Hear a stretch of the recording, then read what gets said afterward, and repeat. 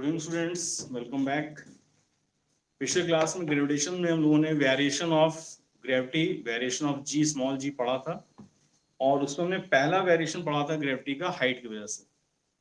Height की वजह से ग्रेविटी कैसे वेरी करती है, इसमें हमने काफी डिटेल डिस्कस किया था और उसके हमने दो रिजल्ट निकाल लिए थे और हमने उनके रिजल्ट्स के एप्लीकेशन देखा था कि एक तो रिजल्ट था general formula G dash is G upon 1 plus H upon R का होल स्क्वायर, एंड दूसरा फॉर्मूला था g dash is equal to g bracket 1 minus 2h by r। और इसमें मैंने आपको बताया था बच्चों कि ये जो रिजल्ट है this is the general case. ये आप तब यूज करते हैं जब आपको हाइट नहीं पता है कितनी है, और ये पर्टिकुलर केस है जब आपको पता है कि हाइट कम है, ठीक है, और कम किस ऑर्डर की है, it is not negligible, almost r by 6, r by 8 and so on. इस ऑर्डर की जब है तो आप इसको यूज कर लेते हैं, ठीक है। इसमें हमने कुछ क्वेश्चंस करे थे, किसी में ये यूज हो रहा था, किसी में ये यूज हो रहा था। और दूसरी बात बताई थी कि जो एक्सप्रेशन ग्रेविटी के वेरिएशन का है वही एक्सप्रेशन बच्चों वेट का भी है। जैसे आपका पूछा जाए कोई वेट बताइए, हाइट h पे वेट कितना हो जाएगा, तो w dash is equal to w upon 1 plus h by r का होल स्क्वायर। यानी सिंपली आप g को रिप्लेस कर दीजिए w से, तो g डैश की जगह w डैश, g जगह w। ऐसे यहाँ पर w dash is equal to w bracket 1 minus 2h by r। तो इस तरह से हमने g को, क्योंकि हमें मालूम है मास तो कांस्टेंट रहेगा, किसी भी बॉडी का, किसी ऑब्जेक्ट का मास आपने क्या रखा हुआ है, कांस्टेंट रखा हुआ। तो जब मास कांस्टेंट रहता है तो जाहिर सी बात है कि ग्रेविटी के वेरी करने से वेट वेरी कर जाता है, तो जो वेरिएशन ग्रेविटी में वही वेरिएशन वेट में आएगा, ठीक है। ये हमने पढ़ लिया था। साथ में दो चीजें एक्स्ट्रा पढ़ी थी, उनको याद रखना बच्चों, क्वेश्चन यूज होगा। वो थी बीम बैलेंस की बात और स्प्रिंग बैलेंस की बात। तो याद करो बच्चों, बीम बैलेंस का वर्किंग प्रिंसिपल क्या था, beam balance based on moment of force या torque. Spring balance, spring balance is based on Hooke's law, ठीक। इसके डिटेल्स हमने आपको बताया था। अब ये कैसे यूज होते हैं, कहाँ यूज होते हैं, वो आगे क्वेश्चन से मिलेगा। फिलहाल आज का जो अपना टॉपिक है वो है second topic, variation of G, variation of gravity due to depth D. यानी कि अगर हम अर्थ के सरफेस के ऊपर ना जाएं, यानी हाइट पे तो हम जा चुके, अब हाइट पे ना जाके हम अर्थ के सरफेस के अंदर जा रहे हैं, यानी इनसाइड द अर्थ। यानी डेप्थ बच्चों कहां से नापी जाती है आपको, depth is always measured from the surface. दो चीजें ध्यान सुनना, distance between two masses is always measured from there centres. दो मासेस के बीच का जो डिस्टेंस होता है, जैसे स्मॉल आर कहते हैं, जिसमें फॉर्मूला लिखा था g m1 m2 by r square, उसमें जो r था that is always measured from the centres of the two objects.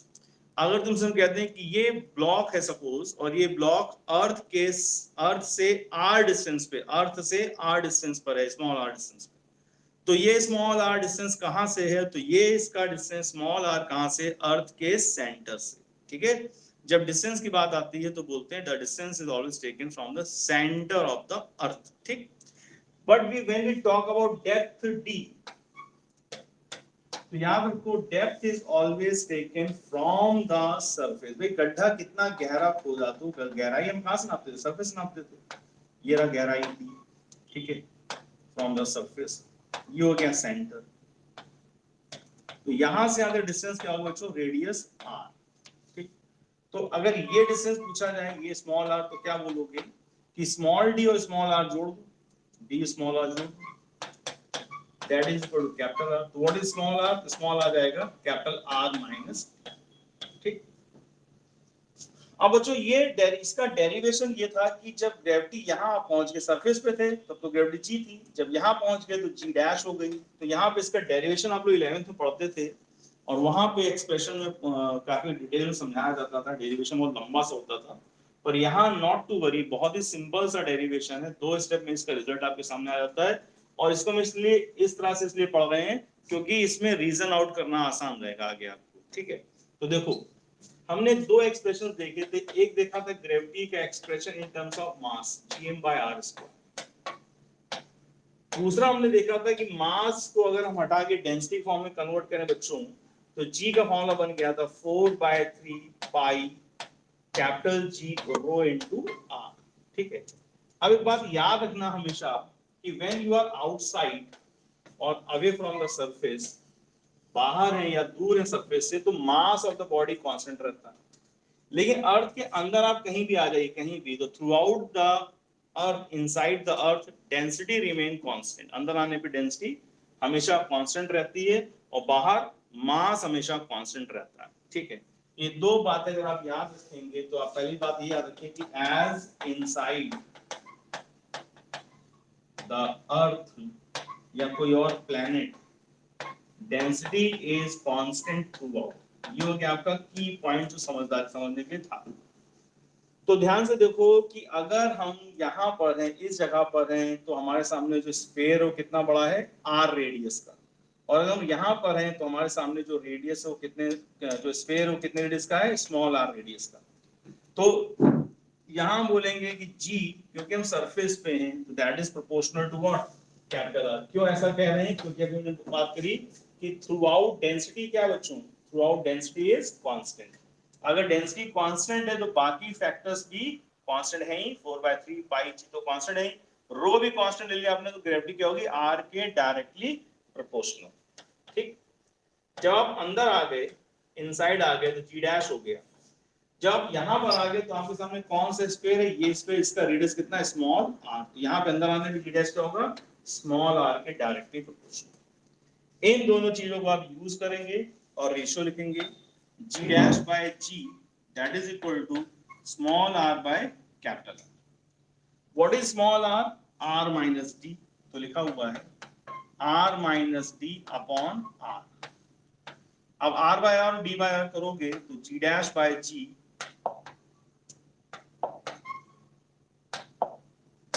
g dash by g is equal to 1 minus d by r।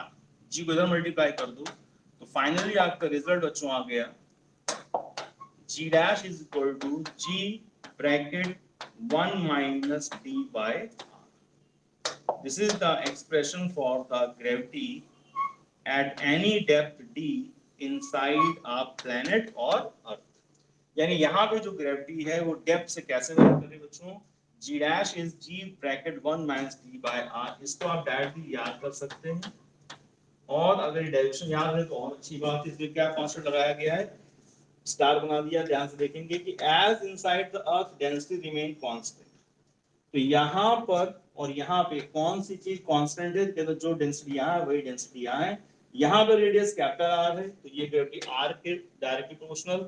यहाँ पे रेडियस स्मॉल आर है तो यहाँ की gravity small are के डायरेक्टली प्रोपोर्शनल। और जब इन दोनों का रेशियो किया तो this become small R by capital R. और जब स्मॉल आर को रिप्लेस कर दिया आर माइनस डी, तो बन गया आर बाय आर 1 बचा minus D by R. G को यहाँ मल्टीप्लाई कर दिया तो रिजल्ट बन गया G dash is equal to G bracket 1 minus D by R. इसे आपको याद करना है। अब इसके आगे और एक कंडीशन बन जाती है, पर इसको लिखो फिर देखें क्या कंडीशन बनती है।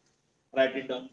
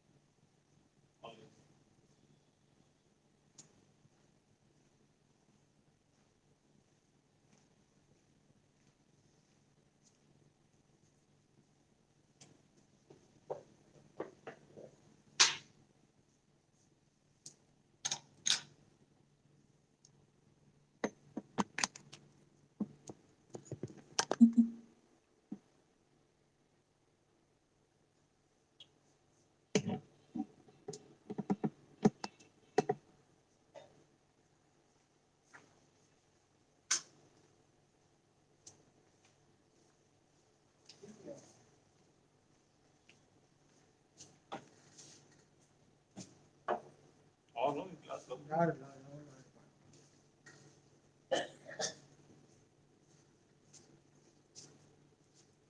है, अब देखो कंडीशन थोड़ी सी आगे बढ़ जाती है। इसी में कंडीशन आ जाती है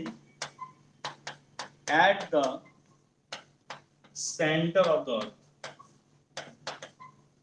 अर्थ के सेंटर पे आप पहुंच गए, यानी कि डेप्थ की बात हो रही है। तो डेप्थ में हमने देखा फॉर्मूला। अब इस फॉर्मूले के हिसाब से अगर मैथड सोचें कि आप यहाँ आ गए यानी सेंटर पे, तो कैसे आ गए कि जब अंदर जा रहे थे अंदर जा रहे थे अंदर जा रहे थे, तो ये डेप्थ जो थी स्मॉल डी धीरे धीरे धीरे धीरे बढ़ रही घट रही, तो कहेंगे बढ़ रही है। और जब सेंटर पे आ जाएंगे तो एट द सेंटर,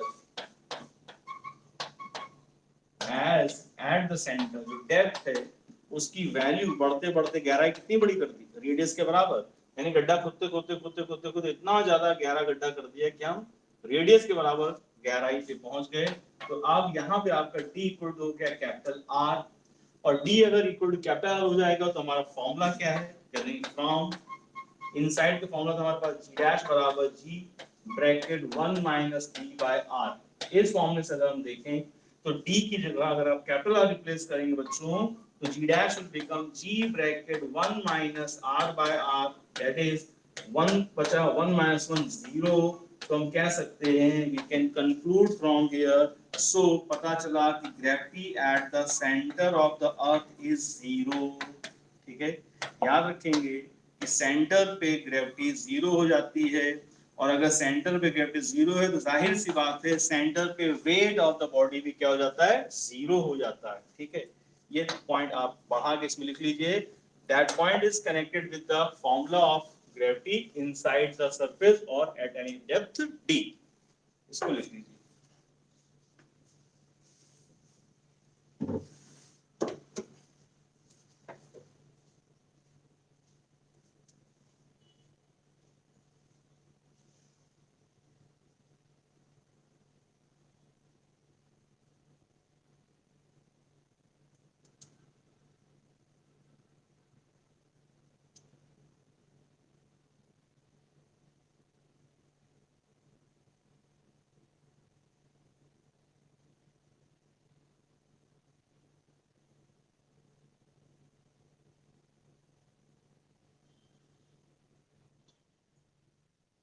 हाँ बोलो।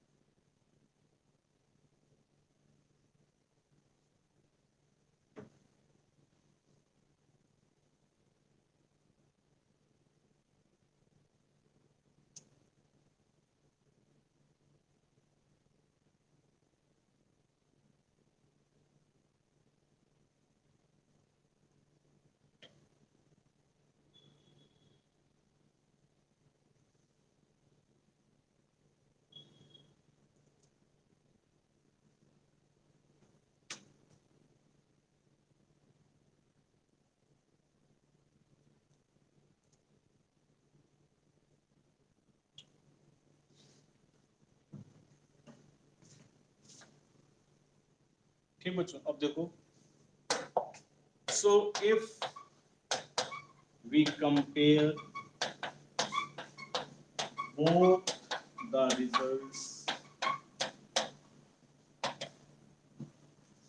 variation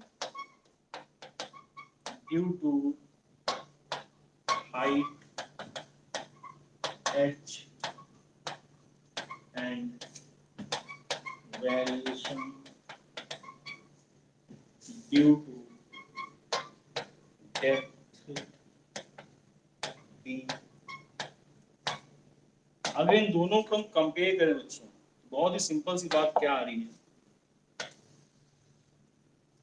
यहाँ पे है, यहाँ पर है, जैसे सेंटर, ये सेंटर से लिया गया डिस्टेंस यहाँ ग्रेविटी जी डैश है, तो अंदर अगर मैंने देखा तो जी डैश क्या प्रोपोर्शनल टू आर, ठीक, और आर क्या चीज है, आर डेप्थ नहीं बच्चों, आर है distance from the centre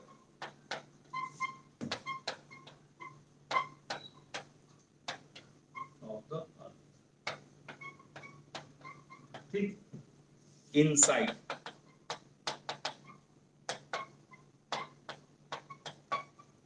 as inside the earth, ये पता है यहाँ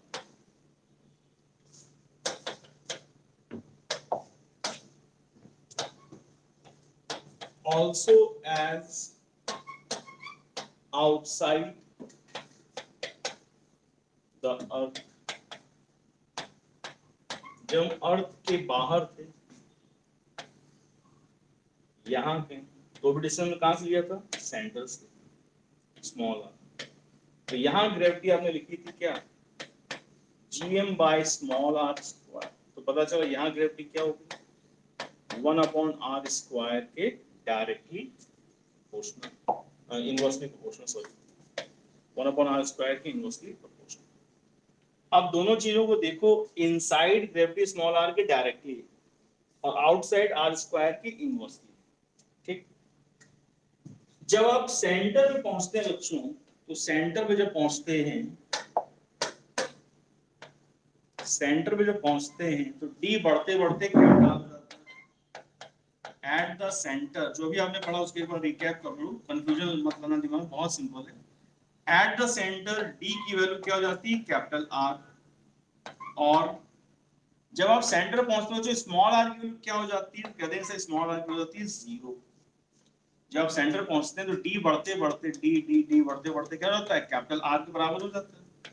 लेकिन जब आप अंदर चले आए तो डी बढ़ रहा है लेकिन स्मॉल आर घट रहा है, डी सरफेस से नापा जाता है तो डी की वैल्यू बढ़ रही है, यहाँ आते आते क्या हो जाता है, d equal to capital r हो जाता है। लेकिन जब आप आर देखें तो आर कहां से बजा रहा है, सेंटर से, तो जैसे आप अंदर आ रहे स्मॉल क्या हो रहा है, घट रहा है घट रहा है घट रहा है, और जब सेंटर पहुंचे स्मॉल आर कितना हो जाएगा, 0। दो बातें याद रखेंगे, at the centre what is depth, depth equal to radius, at the centre what is the distance from the centre, जाहिर सी बात है इट इज 0। फिर से सुन लो, at the centre what is depth, depth is equal to the radius of earth, centre पे आकर के गहराई कितनी है, तो सर गहराई रेडियस ऑफ अर्थ के बराबर है। गहराई नापी कहां से जाती है, डेप्थ नापी जाती है सरफेस से, तो सेंटर पे आ गए तो गहराई यानी सरफेस से नापा गया डिस्टेंस बढ़ रहा है, हाँ सर बढ़ रहा है बढ़ रहा है बढ़ रहा है बढ़ रहा है बढ़ रहा है बढ़ रहा है बढ़ रहा है, बढ़ते बढ़ते कहां पहुंच गए, सेंटर पे, और सेंटर पे डेप्थ बराबर क्या हो गया, रेडियस ऑफ अर्थ के बराबर हो गया। अच्छा, स्मॉल आर कहां से नापा जाता है, small r is always measured from the centre of the earth, तो जब आप अंदर आ रहे हैं तो स्मॉल आर अभी यहाँ कितना है, स्मॉल आर कैपिटल के बराबर है, फिर जब आप अंदर आने लगते हैं स्मॉल आर घट रहा है घट रहा है घट रहा है घट रहा है, क्यों, क्योंकि स्मॉल आर यहाँ से नाप रहे हो, तो स्मॉल आर घटते घटते घटते घटते सेंटर पे आ क्या हो गया, 0। तो होपफुली दो बातें आपको याद रहेंगी कि डेप्थ की वजह से ग्रेविटी का फॉर्मूला क्या है, G bracket 1 minus D by r, gravity small r यानी डिस्टेंस फ्रॉम द सेंटर पे कैसे डिपेंड करती है, तो स्मॉल आर के डायरेक्टली प्रोपोर्शनल है। होपफुली इसमें कोई कंफ्यूजन आपको मन में नहीं आया होगा। बस एक बात याद रखना, स्मॉल आर कहां से नापा जाता है, स्मॉल डी कहां से नापा जाता है, स्मॉल आर नापा जाता है सेंटर से और डेप्थ नापी जाती है सरफेस से, ठीक। तो जब सरफेस से नीचे चले तो डेप्थ बढ़ी घटी तो बढ़ी बढ़ी बढ़ी, और सेंटर पे आते डेप्थ बराबर क्या हो गया, कैपिटल आर के बराबर, और स्मॉल आर कहां से नापा जाता है, सेंटर से, तो जब नीचे आ रहे हैं तो स्मॉल आर क्या हो रहा है, कम कम होते होते सेंटर पे क्या हो गया, 0। ये दो बातें हम बार बार बोल रहे हैं, इसी लैंग्वेज को एग्जाम में क्वेश्चन यूज करेगा, और आप अगर डेप्थ और रेडियस को नहीं, स्मॉल आर को नहीं जानते हैं तो आप क्वेश्चन गड़बड़ कर सकते हैं। अभी हम क्वेश्चन कराएंगे इस पे, फिलहाल इसको पक्का कर दे ताकि आप क्वेश्चन समझ सके और आंसर सही है, ठीक। तो दोनों ही बातों से अगर हम बोले कि जब यहां पहुंचे स्मॉल आर कितना हो गया, 0, स्मॉल आर 0 तो ग्रेविटी भी 0, और दूसरी बात जब यहां पहुंचे तो डी बराबर क्या हो गया था, आर, आर कट गया बचा 1, 1 माइनस 1 0। दोनों बातों से एक ही निष्कर्ष निकल रहा था कि सेंटर पे ग्रेविटी क्या हो गई थी, 0 हो गई थी, ठीक। अब यहां आ जाओ, सरफेस से बाहर जा रहे हैं, बाहर जा रहे हैं स्मॉल आर स्क्वायर के इनवर्सली, चलते चलते चलते अगर हम इनफाइनाइट पे पहुंच जाए, आर टेंडिंग टू इनफाइनाइट, तो भी ग्रेविटी क्या हो जाएगी? जीरो, क्योंकि anything divided by infinite become zero. तो क्या समझे?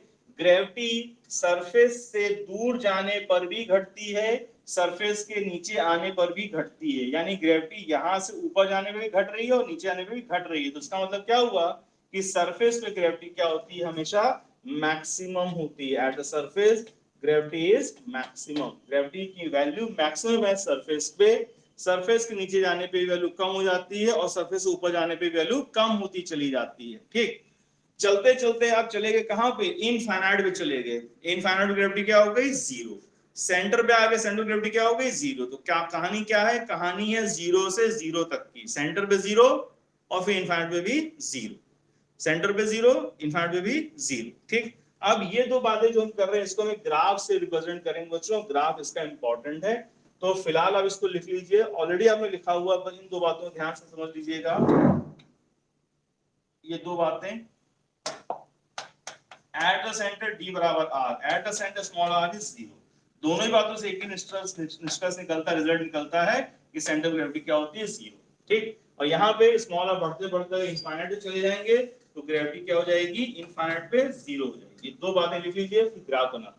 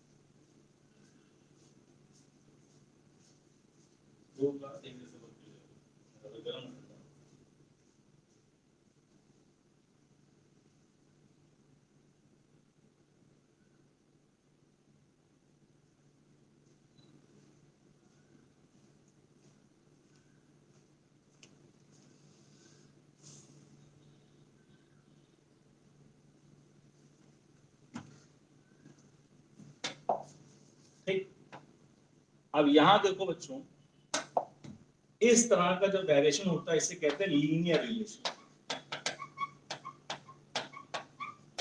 लीनियर रिलेशन मतलब होता है x प्रोपोर्शनल टू y, यानी जैसे से x बढ़ेगा वैसे से y बढ़ेगा। ठीक, और बाहर आ जाओ तो यहाँ पे ग्रेविटी आर स्क्वायर के इनवर्सली प्रोपोर्शनल, यानी यहाँ पे ग्रेविटी आर के बढ़ने से घट रही है। तो अब इस बात को अगर हम ग्राफ पे प्लॉट करें तो ऐसा दिखाई पड़ेगा।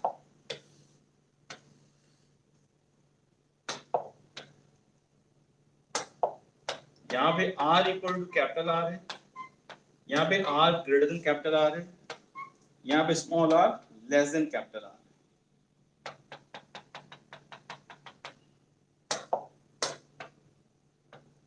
इनसाइड ग्रेविटी r के डायरेक्टली है, तो लीनियर रिलेशन बन गई। यहाँ आते आते हम कहाँ पहुंच गए हैं? सरफेस पे। जी r इक्वल टू r मतलब सरफेस पे। यहाँ पे ग्रेविटी क्या थी बच्चों? मैक्सिमम। फिर आप सरफेस से दूर जाने लगे तो ग्रेविटी बहुत तेजी घटने लगी, घटते घटते जीरो कहाँ होंगी? इनफाइनाइट। तो ये लाइन इसके पैरेलल बन जाएगी because r tend to infinite. तो g बाहर r स्क्वायर के इनवर्स। ये एक रिलेशन है बिटवीन g एंड r, और r क्या है? r is the distance from the center of the earth।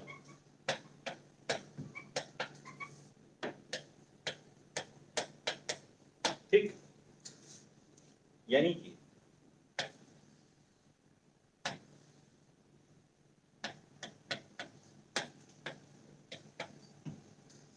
तो स्मॉल r की वैल्यू सेंटर से लेके यहां तक वेरी करती है, यहां से यहां तक स्मॉल आर की वैल्यू वेरी करती है, फिर यहां से यहां वेरी करती है, तो स्मॉल आर यहां से हम लगातार बढ़ाते जा रहे हैं। तो यहाँ पे ग्रेविटी अलग तरह से बिहेव करती है, यानी इनसाइड ग्रेविटी आर के डायरेक्टली रहती है, और बाहर आते ही ग्रेविटी 1/r² के इनवर्सली हो जाती है। तो जो वेरिएशन इनसाइड है वही वेरिएशन आउटसाइड नहीं है। अंदर का वेरिएशन का तरीका अलग है, बाहर में वेरिएशन का तरीका अलग है। अंदर रेडियस के डिस्टेंस के बढ़ने से ग्रेविटी बढ़ती है, बाहर डिस्टेंस के बढ़ने से ग्रेविटी घटती है। अब इसको कई तरह से पूछा जाएगा, क्योंकि बीच में एक शब्द है डेप्थ। तो हमने आपको बहुत अच्छे से कई बार समझाया, कई बार एक्सप्लेन कर दिया है कि depth is always measured from the surface and small r is always measured from the centre. ठीक है, अब इस पे क्वेश्चन थ्योरेटिकली हम थोड़ा सा डिस्कस कर लेते ताकि आपका कॉन्सेप्ट पक्का हो जाए। तो पहले एक ग्राफ बना दूं, फिर देखते हैं क्वेश्चंस किस तरह से इसको ट्विस्ट करना चाहता है।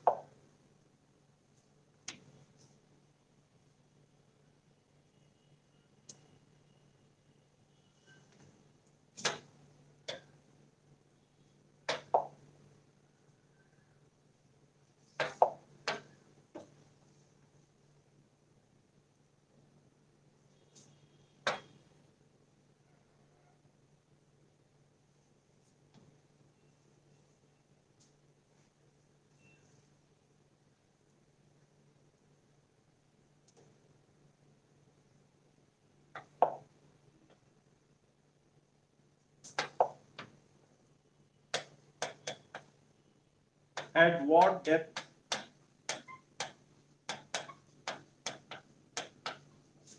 the gravity will become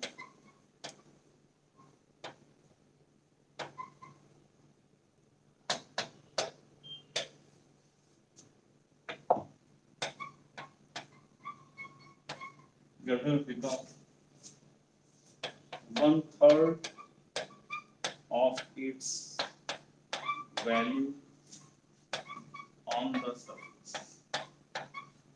बहुत सिंपल क्वेश्चन है। क्वेश्चन कह रहा है कि कितनी डेप्थ पर ग्रेविटी सरफेस की 1/3 हो जाएगी, कितनी डेप्थ पर।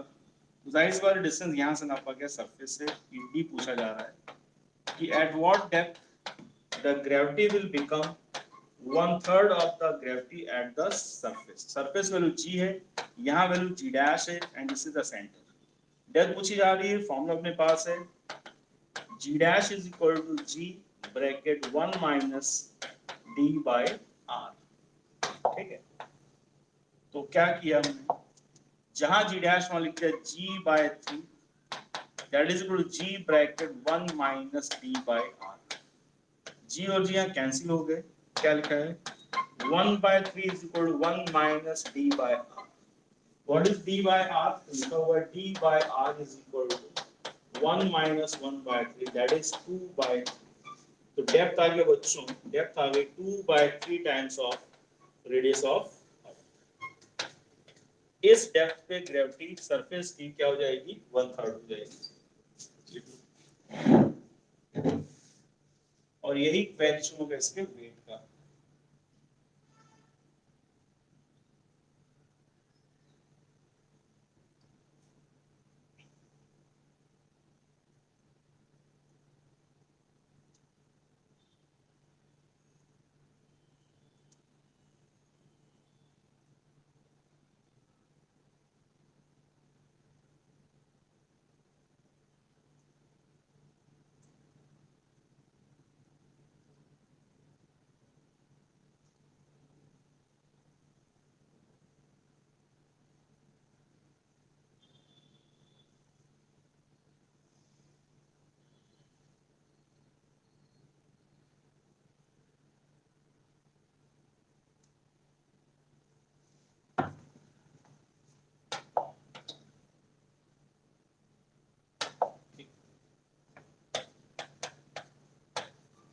if we move from the surface to the center,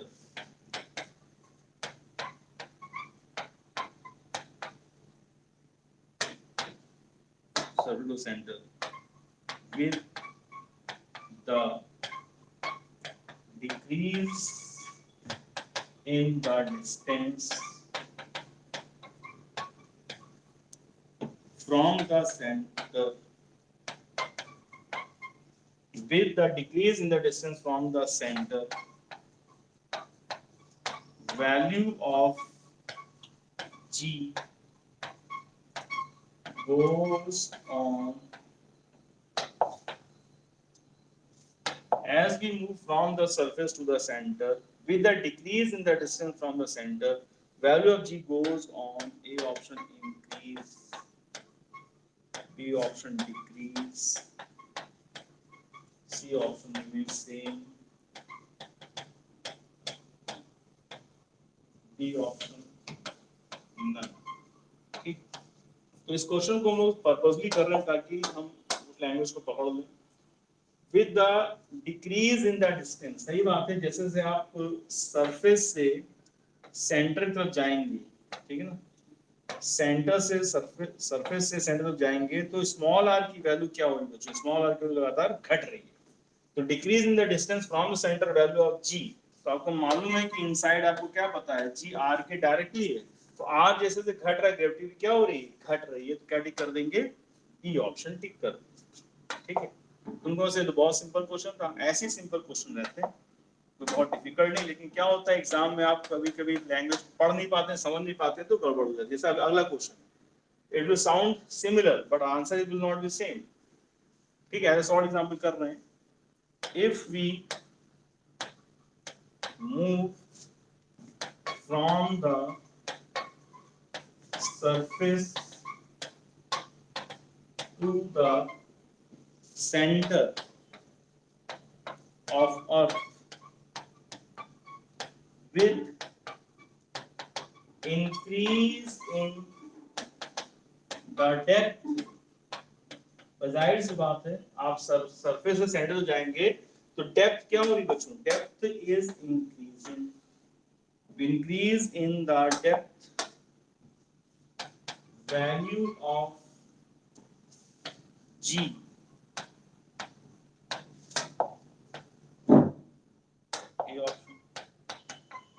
increases, दूसरा, decreases तीसरा, remain constant चौथा। ठीक, तो इस वाले क्वेश्चन में डिक्रीज इन डिस्टेंस बोला कि आंसर डिक्रीज आएगा, इसमें इंक्रीज इन डेप्थ बोला तब भी आंसर क्या आ रहा है, डिक्रीज। क्यों? क्योंकि हमने बात करी डेप्थ की, और अगर आप सरफेस से सेंटर तो जा रहे हैं, डेप्थ क्या हो रही है, डेप्थ लगातार बढ़ रही है, और डेप्थ बढ़ती जाएगी तो ग्रेविटी घटती जाएगी, तो अगेन आंसर क्या है, सेम, ग्रेविटी घटती जाएगी। दोनों क्वेश्चन को एक और करते हैं।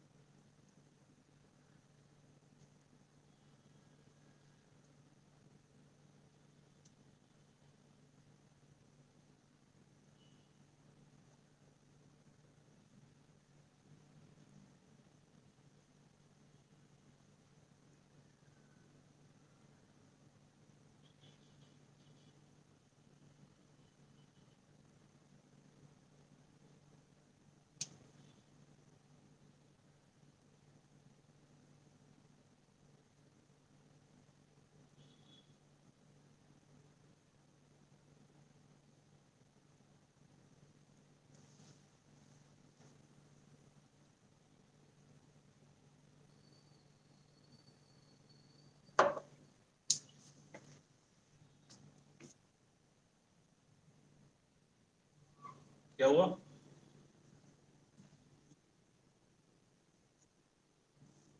बेटा वीडियो में देखना उसको, वीडियो में देखना।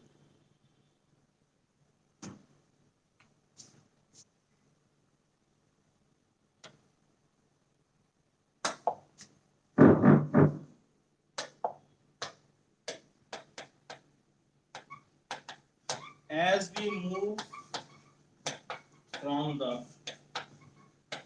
center to the surface of Earth, as we move from center to the surface of Earth, with increase in the distance from the center, small g, A option increases, B option decreases, C option remains same, D option। ठीक, तो question ध्यान दो। Question ने कहा as we move from the center to the surface, यानी अब हम centre से सरफेस की तरफ जा रहे हैं।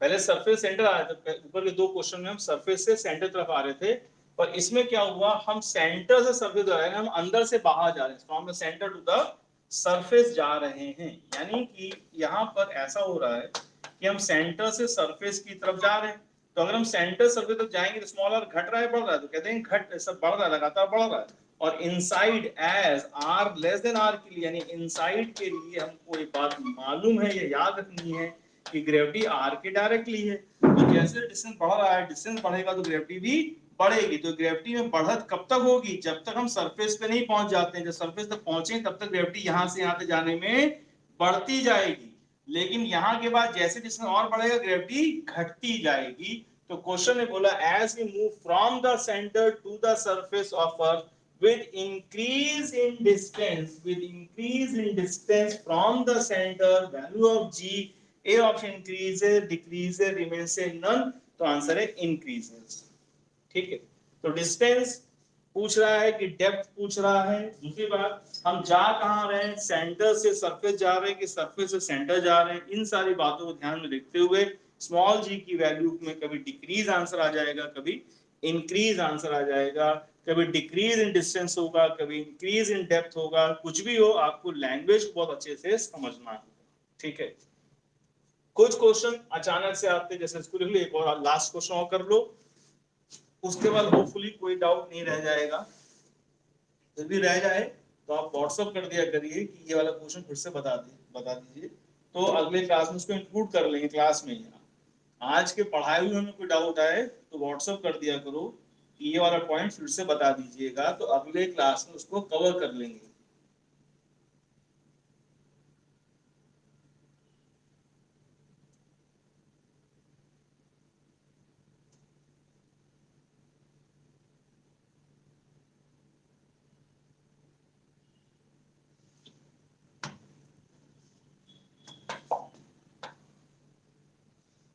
ठीक, अब जैसे ये क्वेश्चन है, last question, with the increase in depth, with the increase in depth, value of g, depth के बढ़ने से, with the increase in depth, value of g, A option increases, B option decreases, C option remains same, और D है none। ठीक, depth के बढ़ने से value of जी क्या होगी, जाहिर सा डेप्थ का बढ़ना आपको खुद ही समझना, डेप्थ बढ़ती कब है, जब हम सरफेस से सेंटर तरफ जाते हैं, तो जाहिर सी बात है डेप्थ बढ़ते बढ़ते बढ़ते तो ग्रेविटी घटती जाती है, और सेंटर बैक ग्रेविटी का जीरो, तो अगेन आंसर क्या लगा देंगे हम, बी लगा देंगे, डिक्रीजेस। तो ये चार क्वेश्चन बच्चों आप लोग आराम आराम से रिवाइज करिएगा, क्या बोला गया, किस तरह से बोला गया है, और फिर कोई डाउट रह जाए तो आप हमें व्हाट्सएप कर दीजिएगा, फिर से कवर कर लेंगे अगले वाली क्लास में। ठीक है, अब जो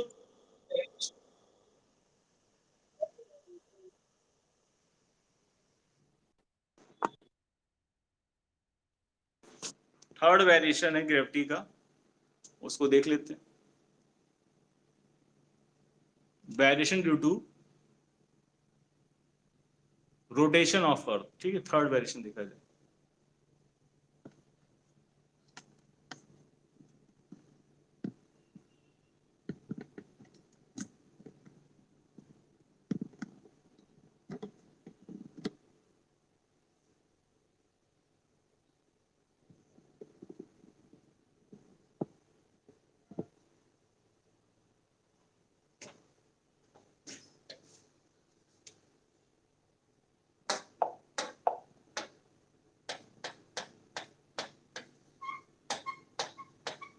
Variation due to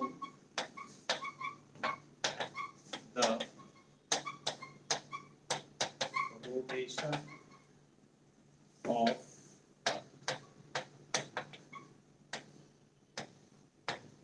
अर्थ के रोटेशन की वजह से वेरिएशन। तो बच्चों याद रखो, अर्थ का जो रोटेशन है that is from west to east, axis थोड़ा सा टिल्टेड होता है लेकिन डायग्राम इसको ऐसे बना देते हैं। याद रखो बच्चों, इस एक फॉर्मूले में दो एक्सप्रेशन, दो फैक्टर्स इंक्लूड हो जाते हैं। क्या क्या दो फैक्टर्स समझो, ये सेंटर ऑफ द अर्थ है, ये इसका इक्वेटर है, और इसको अगर हम ऐसे इमेजिन करें, कट आउट काट दें इसको यहां से, तो इसको कहते हैं equatorial plane.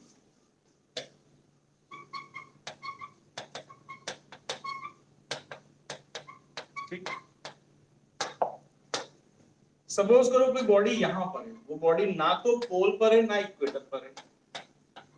This is equator and this is pole, north pole है, ये साउथ। तो अगर कोई बॉडी मास m की यहां पर है और इसकी इस पोजीशन ने सेंटर से या इक्वेटोरियल प्लेन से एक एंगल बनाया हुआ है, इस एंगल का सिंबल देते हैं बच्चों लैम्डा। ठीक, तो याद रखना कि रोटेशन की वजह से एंगुलर वेलोसिटी और पोजीशन की वजह से लैम्डा है, पोजीशन की वजह से लैम्डा है, और इस लैम्डा को कहते हैं latitude. Lambda is called as latitude. ठीक, जैसे एग्जांपल एट द पोल्स, चाहे नॉर्थ पोल हो चाहे साउथ पोल हो, अगर ये पॉइंट यहां पहुंचा दिया जाए बच्चों यहां पर, तो जाहिर सी बात है लैम्डा की वैल्यू क्या हो जाएगी 90 डिग्री, या यहां पहुंचा दे लैम्डा कितना हो जाएगा 90। At the poles lambda is 90 degree. Equator पे अगर हम आ जाए, एट द इक्वेटर, तो दिख रहा है हमको कि अगर हम इक्वेटर पे आगे लैम्डा कितना हो जाएगा 0। ठीक, ये दो बातें आप याद रखेंगे। फिलहाल फॉर्मूला एक्सप्रेशन क्या है तो समझो, और इस एक्सप्रेशन का रीजन क्या है समझो, कि जब ये बॉडी ऐसे घूम रही तो हमें, जैसा हमको मालूम है कि हर चीज टुवर्ड्स द सेंटर फोर्स महसूस करती है, और यहाँ पे इसके फोर्स को कहते हैं weight of the body. The gravitational pull or the force of attraction exerted by earth on a body is called as its weight, mg। तो जब ऐसे घूम रहा है गोल गोल, तो हर सर्कुलर मोशन हमने पढ़ा है कि बाहर एक फोर्स लगता है सेंट्रीफ्यूगल फोर्स, जिसको mv स्क्वायर बाय r भी कह सकते हो, या mr ओमेगा स्क्वायर भी कह सकते हो, या mv ओमेगा भी कह सकते हो बच्चों, सबका मतलब एक ही। तो यहाँ पे एक फोर्स mg, एक फोर्स mr ओमेगा स्क्वायर, तो यहाँ पे रिजल्टेंट ना तो पूरी तरह mg की तरफ है ना पूरी तरह आउटवर्ड है, कहीं रिजल्टेंट के बीच में लग रहा होता है, यहाँ कहीं पे लग रहा होता है। तो इस वजह से यहाँ की इफेक्टिव ग्रेविटी जो होती है बच्चों वो वेरी करती है, और उसमें बायनोमियल एक्सप्रेशन वगैरह लगा के इसका डेरिवेशन थोड़ा लंबा सा है, लेकिन उस डेरिवेशन हमें नहीं करना है। समझ लो कि इसके और इसके रिजल्टेंट की वजह से जो इफेक्टिव ग्रेविटी आती है जी डैश, उसका रिजल्ट आ जाता है G minus are omega square cos square lambda. ये फॉर्मूला बच्चों आपको याद रखना है विदाउट एनी डेरिवेशन, कि g dash is equal to क्या हो गया, g dash is g minus r omega square cos square lambda, जहां पे ओमेगा क्या है, ओमेगा है angular velocity of earth, earth की एंगुलर वेलोसिटी है ओमेगा। ठीक बात। तो अगर हम तुमसे दो बातें बोलें तो दोनों बातों को बहुत ध्यान समझना। हम अपनी पोजीशन चेंज कर रहे हैं, यानी यहां से की जगह हम इक्वेटर पे आ जाएं या पोल पे आ जाएं, तो पोजीशन बदलने से क्या बदल रहा है बच्चों? लैम्डा बदल रहा है। हम सिर्फ पोजीशन बदल रहे हैं, ओमेगा चेंज नहीं कर रहे हैं, ओमेगा चेंज नहीं हो रहा है। तो यहाँ पे दो फैक्टर्स हो गए, एक तो पोजीशन की वजह से ग्रेविटी वेरी करेगी, यस वेरी करेगी। दूसरी बात, ये पॉइंट यहीं पे रहने दो, ये मास यहीं पर है, यानी लैम्डा वही है, लेकिन ओमेगा अर्थ के एंगल से सपोज कर ले बढ़ जाए या घट जाए या जीरो हो जाए, कुछ भी हो जाए, तो अगर लैम्डा चेंज नहीं हो रहा है और आप सिर्फ ओमेगा चेंज करता हुआ इमेजिन कर रहे हैं कि घट गई बढ़ गई, तो भी ग्रेविटी क्या करेगी? वेरी करेगी। तो होता है क्या है, इसमें आपको दो फैक्टर्स की तरह क्वेश्चन पूछे जाते हैं। कभी कभी कहता है कि पोजीशन बदल दी, यहाँ की जगह वहां चले गए तो क्या होगा, या सपोज करो अर्थ अपनी एंगुलर वेलोसिटी की डबल से घूमने लग जाए तो क्या होगा। तो यहाँ पे दो फैक्टर्स की बात होती रहती है, एक फैक्टर है अर्थ की एंगुलर वेलोसिटी, दूसरा फैक्टर है पॉइंट की पोजीशन की वजह से जो एंगल बना रहा है, किससे? इक्वेटोरियल प्लेन से। उस एंगल को कहते हैं लैटिट्यूड, उसका सिंबल है लैम्डा। ठीक है, लैम्डा की वैल्यू पोल्स पे क्या है, चाहे नॉर्थ हो चाहे साउथ हो, पोल्स पे क्या है? 90 डिग्री। इक्वेटर पे क्या है बच्चों? इक्वेटर पे है 0 डिग्री। ठीक है, तो इस फॉर्मूले को हम थोड़ा सा एनालाइज करेंगे और थोड़ा क्वेश्चन फॉर्म इसको समझेंगे। फिलहाल डायग्राम बना के इसको नोट कर लो बच्चों।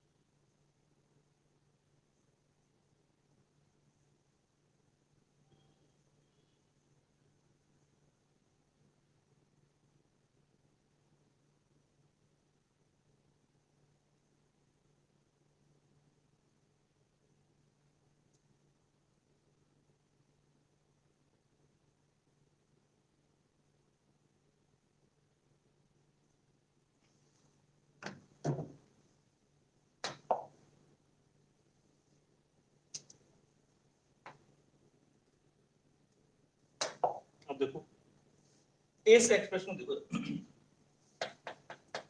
एज एट द इक्वेटर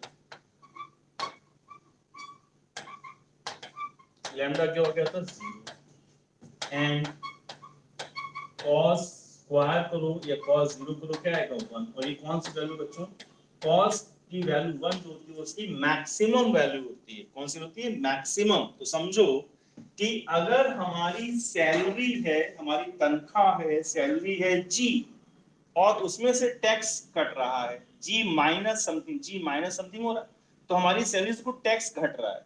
अगर टैक्स हमारा मैक्सिमम कटेगा, कॉस स्क्वायर कॉस 0 1 होता है ना, तो अगर ये मैक्सिमम टैक्स कटेगा बच्चों, मैक्सिमम टैक्स डिडक्ट हो जाएगा, तो हमारी बचत क्या होगी? मिनिमम।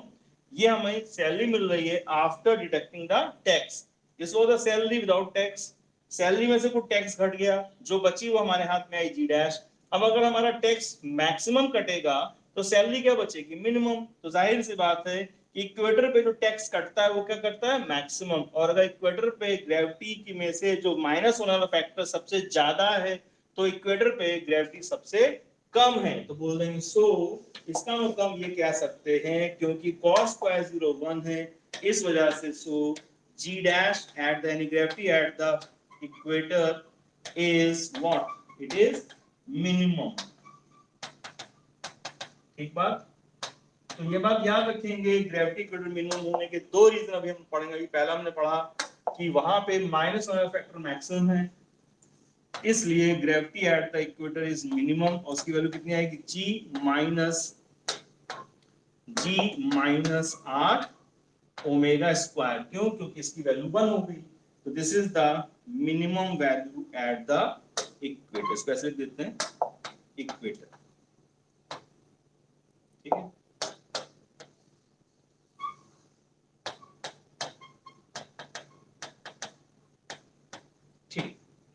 इसको नोट कर देंगे बच्चों।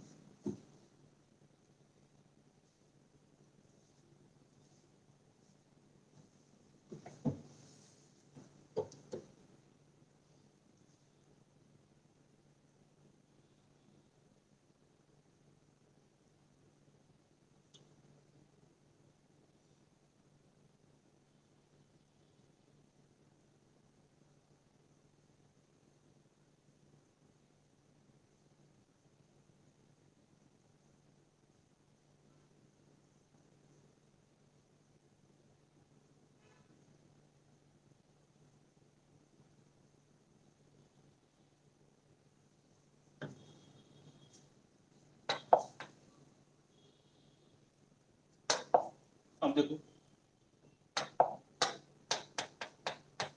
as at the poles, lambda कितना बच्चों, poles lambda 90 and cos square 90 बोलो या खाली cos 90 बोलो, क्या है 0। तो क्या देखते हो, देखते ये हो कि जब cos 90 हो गया तो पूरा रिजल्ट क्या हो जाएगा 0। यानी कि पोल्स पे ग्रेविटी में से क्या माइनस हो रहा है, तो कह देंगे पोल्स पे ग्रेविटी में से कुछ भी माइनस नहीं हो रहा है। इसका मतलब ये हुआ कि पोल्स पे जो सैलरी थी जी, उसमें से टैक्स कितना कटा, कुछ नहीं कटा। तो जब कोई टैक्स ही नहीं कटेगा तो हमारे पास जो बचेगा वो क्या बचेगा, मैक्सिमम। यानी कि at the poles gravity at the poles is maximum. ठीक है, ये बात याद रखेंगे, gravity at the poles is maximum. ये पोल्स लिखा है, इक्वेटर लिखा है, इक्वेटर्स नहीं लिखा है, क्योंकि इक्वेटर एक ही होता है, पोल्स दो होते हैं। ठीक, तो पोल्स पे ग्रेविटी क्या है, मैक्सिमम। इक्वेटर पे ग्रेविटी क्या है, मिनिमम। क्योंकि पोल्स पे ग्रेविटी लैम्डा बराबर 90 में से 0 हो गया। तो एक बार ये भी कह सकते हैं, सो small g at the poles is independent of angular velocity of earth, या खाली एंगुलर वेलोसिटी। पोल्स पर जो ग्रेविटी है वो एंगुलर वेलोसिटी पे डिपेंड नहीं करती। ठीक, इतना तो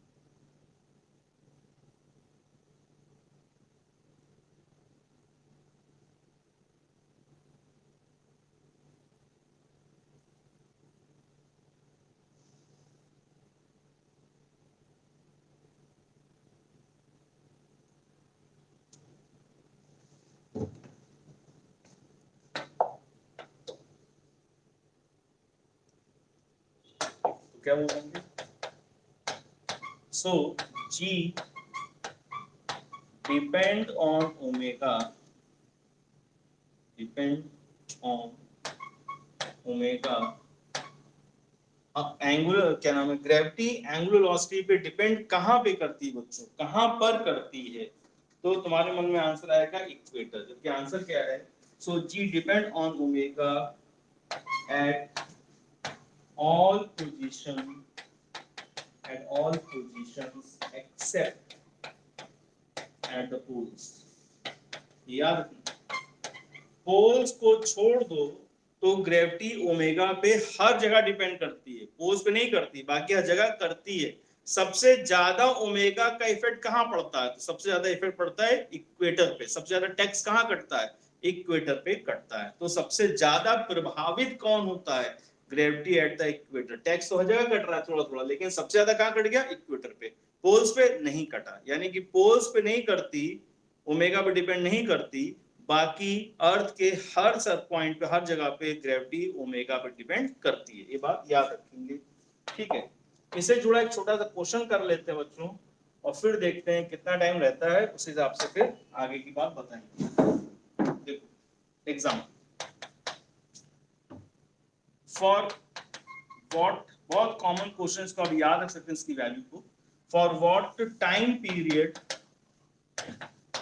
of rotation, or what time period of rotation of earth, or what time period of rotation of earth a person at the equator feels weightlessness,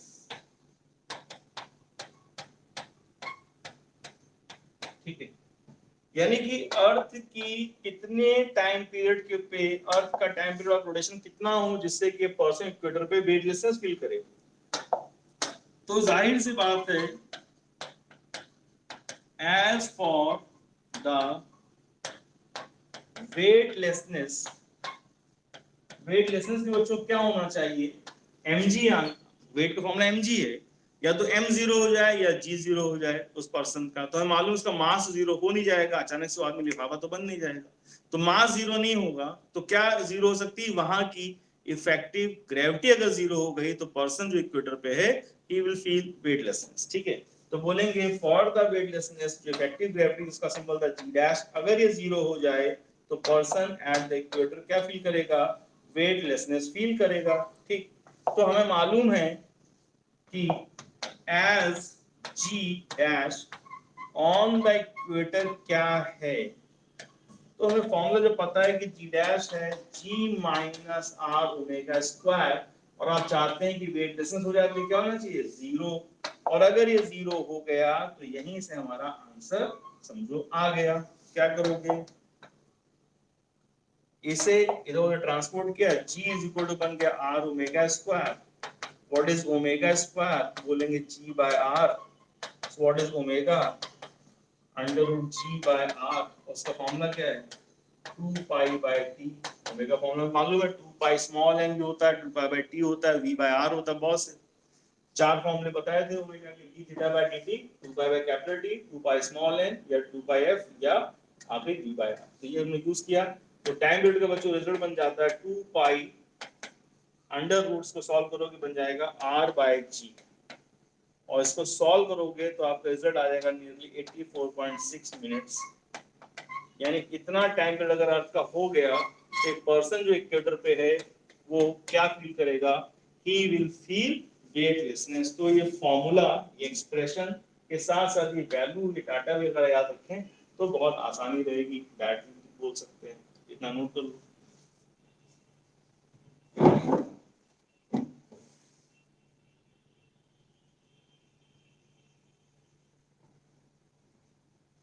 इसको लिख के बच्चों आप लोग लॉग आउट कर सकते हैं, और फिर लॉग इन करेंगे 6:20 पर, सॉरी 6:30 पे लॉग इन करेंगे फॉर इलेक्ट्रोस्टैटिक। 6:30 बजे आज क्लास रखेंगे, क्योंकि 20 मिनट का गैप देना जरूरी है, इससे दोनों वीडियो अलग अलग रहते हैं। तो 6:30 बच्चों लॉग इन करेंगे, इसको लिख के आप लॉग आउट कर सकते हैं।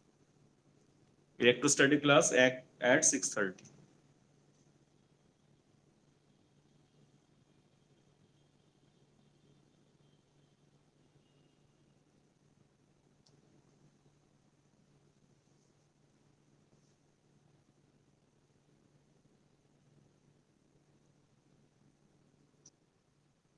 हाँ बोलो। अभी हमको व्हाट्सएप पे कॉल करना, वीडियो पे ऐसे बातें ना बोला करो, अभी हमको कॉल करके बता देना।